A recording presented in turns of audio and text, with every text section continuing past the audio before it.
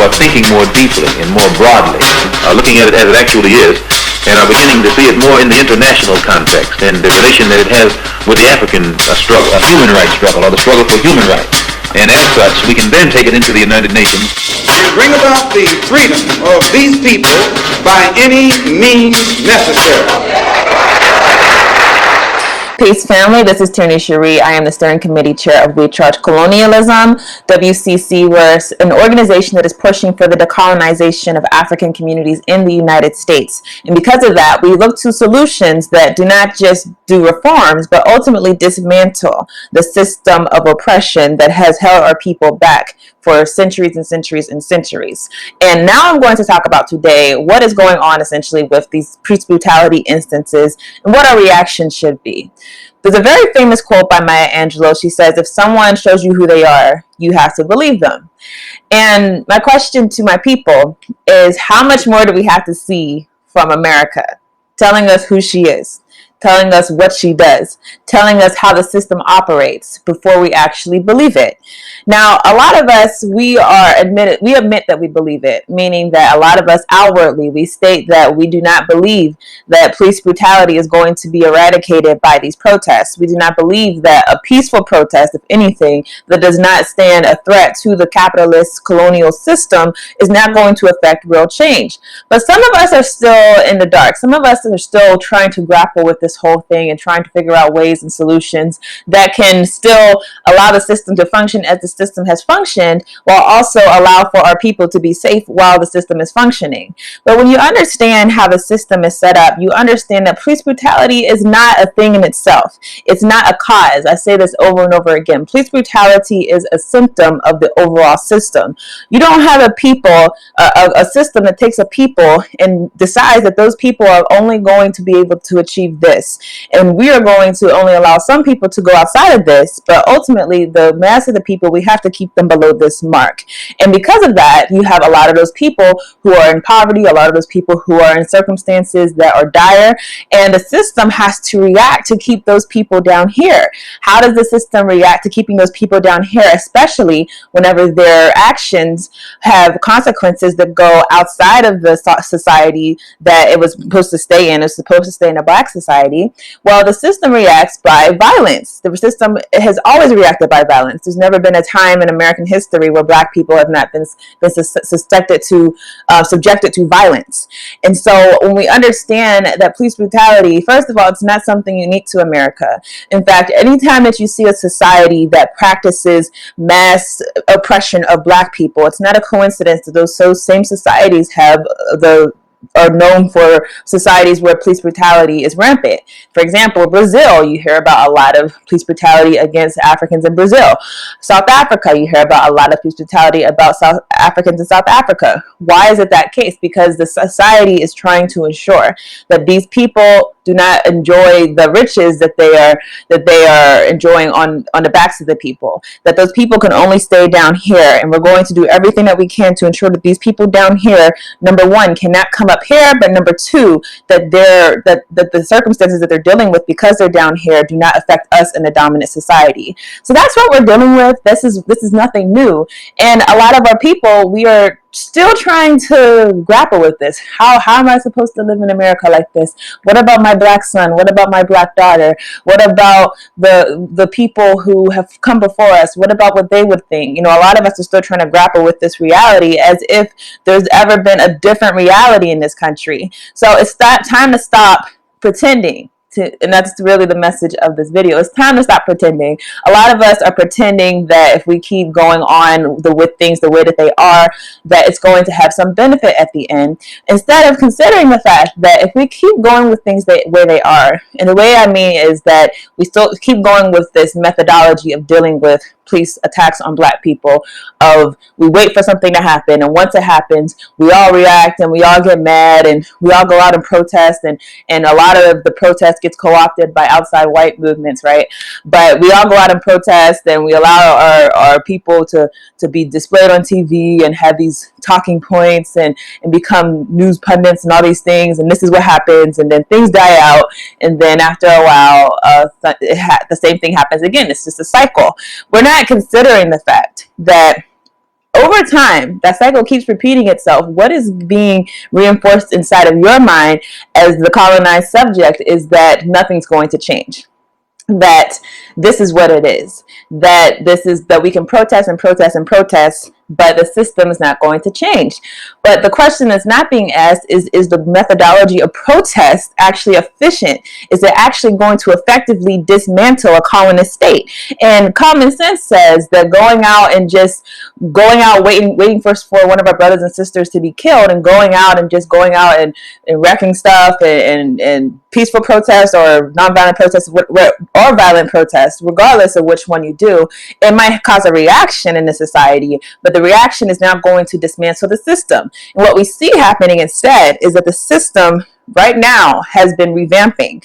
They have been telling you that we are not going to allow your protest to disrupt our function, to disrupt our purpose. So I want to read from a brief article. This is about some actions by police unions, and it's on Slate. Police unions are showing how they really feel about racism and brutality by endorsing Trump. When an incident of police brutality against a Black person in the United States is captured on video, the aftermath follows a pattern. Activist members of the community and certain writers say that the American policing and police discipline are fundamentally flawed. They say that the way that the drug possession charges and civil infraction tickets are pursued in low-income neighborhoods constitutes discrimination against Black people, against people of color, which I hate that term, people of color. You know, who are we talking about? Right now we're talking about Black people, so why can't we just say Black people? But this is what the codes that try to, I think, diminish the movement and try to make it all-encompassing, when we know that overwhelmingly we're talking about Black people, and we're also talking about Latinos, but primarily this is an issue of Black people.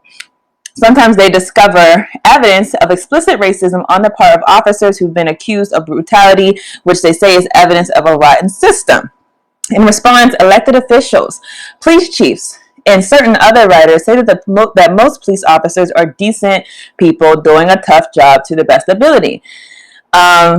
They said that this year's presidential election makes an interesting natural experiment to test which group's viewpoint is correct. One of the candidates, Joe Biden, is critical of officers who perpetuate unjustified shootings and beatings, and supportive of peaceful protests against over-policing, but he says that most cops are good, decent people. That's what Joe Biden says. He believes that the existing levels of police funding should be maintained, okay? He does not believe that qualified immunity laws should be changed to allow easier prosecution of police brutality. And this is the issue when we're dealing with these people who are telling us that the Democrats are any different than Republicans, because the difference between the Democrats is that they'll say, well, we're against police brutality and this is very horrible, but we're going to support policies that really just allow the system to keep doing the same thing. So again, we're talking about being a colonized people and being in a colonized state. How are you going to disrupt the colonized state when you're still having policies that perpetuate the state? Forget the lip service, forget him going to funerals and him meeting with Jacob Blake's family, forget all of that. The message versus the actions are not matching. They're not going together. What we're seeing is that we're having someone tell us that they're for us, like has historically happened with Democrat after Democrat after Democrat.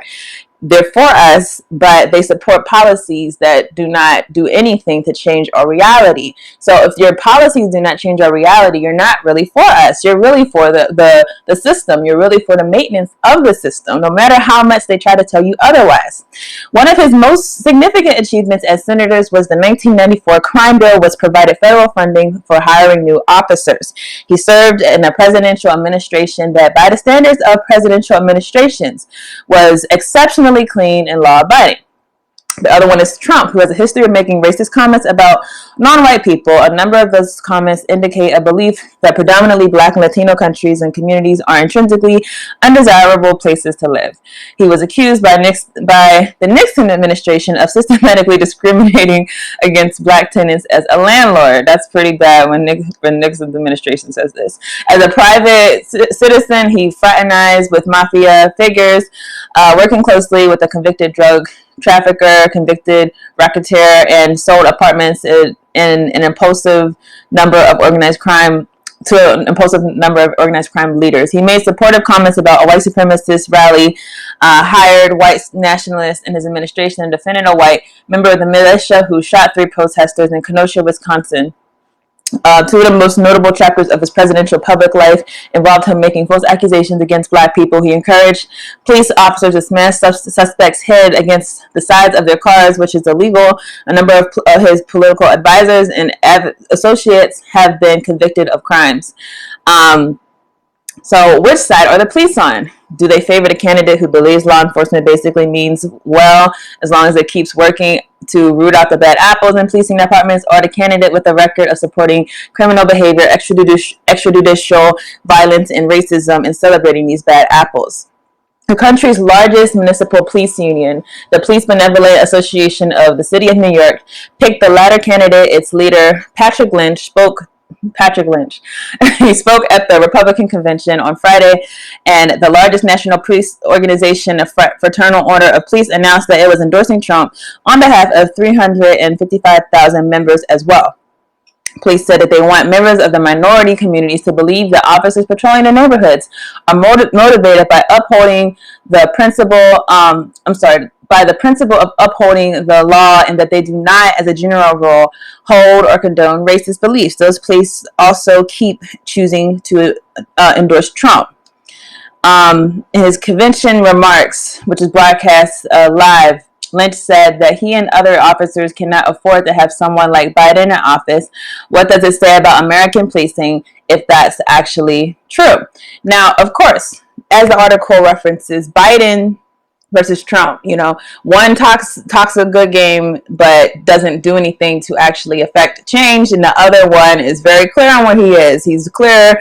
I support the police. I support these actions they're taking, and I want to do nothing that's going to dismantle the state. Now, the outcome is the same, right? The outcome's the same. Regardless of if Trump gets in office or if Biden gets in office, the outcome is still going to be a situation where our people are still being over-policed, still being put inside of a society where our lives are being diminished, and still being put in a position where we're dealing with these officers of a law that was meant to essentially hold our people back and in bondage. So nothing changes regardless.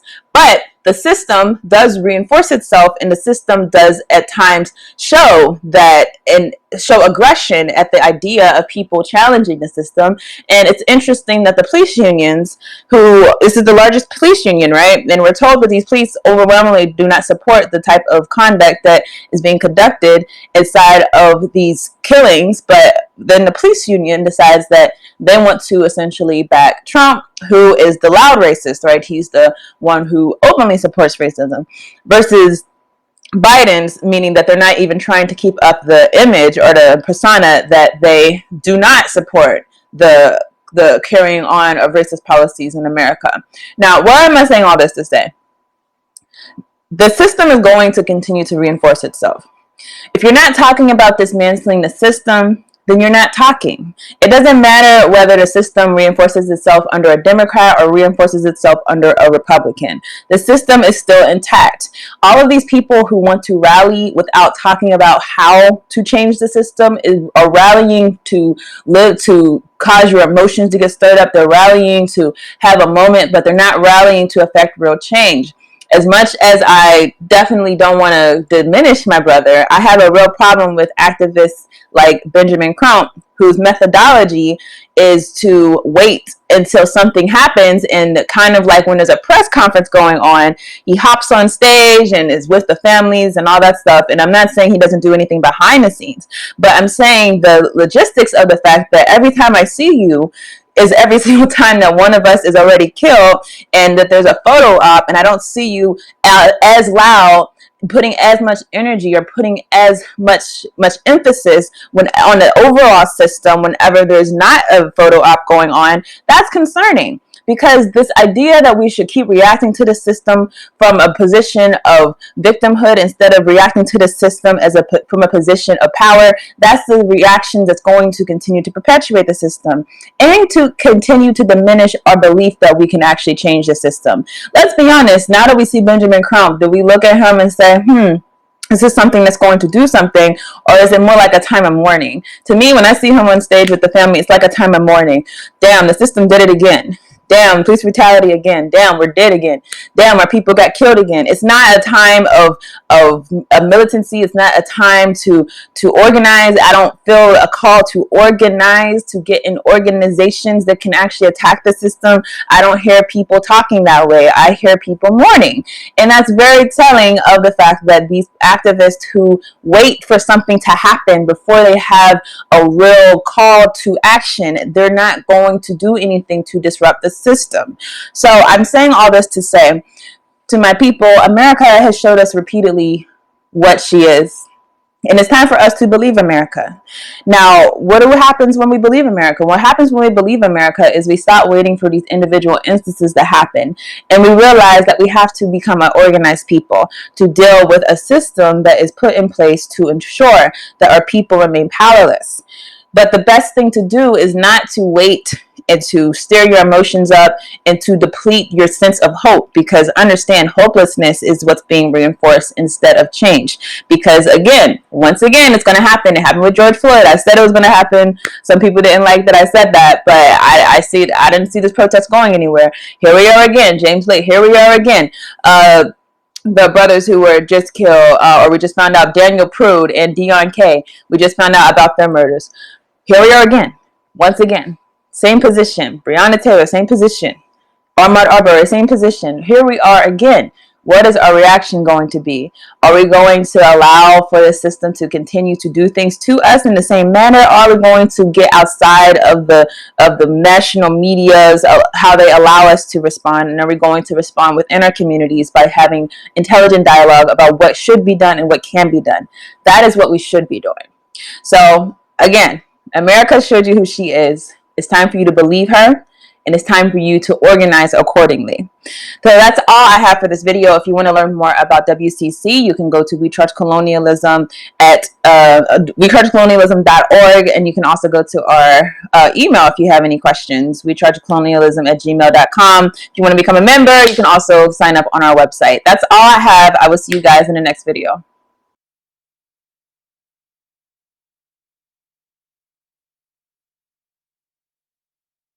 The Justice Bank. So what is the Justice Bank? I've talked before about the fact that we were trying to do a bail project, but we ended up deciding to do a mutual aid fund. The Justice Bank initiative will essentially take members, and you would pay a very low monthly membership fee. We're going to keep it low on purpose because we are servicing a people who are the most disenfranchised in this country, the most under attack, and it's not reasonable to expect that there's that someone could pay $30 a month, $50 a month, whenever you are of that group. Now, when you become a member, we're going to have a trial period, maybe say after 3 or 6 months, whatever, you are eligible to petition us for help with your expenses. Now, what type of people who are targeted from the prison industrial complex, what type of people would be eligible? Well, because we're doing a mutual aid society, that would be democratic. What we mean is that if you are a member of the Justice Bank, you would have a say in what types of, let's say, charges or offenses that you want to be covered under the Justice Bank. The idea is that all of us are putting our money in collectively because we are a target of the prison industrial complex. Every single day that we walk out, you as a Black person, you are seen as a criminal in this country, and that is a fact.